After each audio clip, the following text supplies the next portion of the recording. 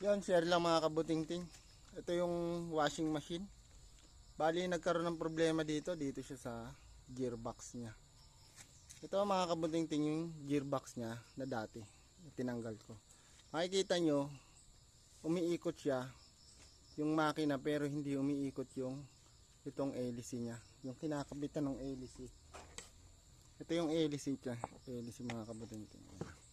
Kabit natin para makita natin. Yan.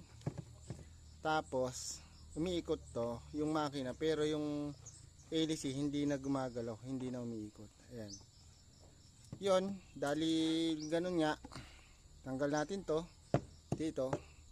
Papalitan natin siya. Bali, meron na tayo bago. Parehong-pareho niya din mga kapatid. Yun. Yan. Tapos, pag umikot ang makina, ayan na, gumagalaw na siya mga kapatid. Okay na. Yun.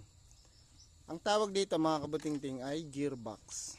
Ito yung gearbox ng washing machine. Pag gumagana yung motor nitong washing nyo, tapos hindi umiikot yung hélice, ito gumagana yung makina nya.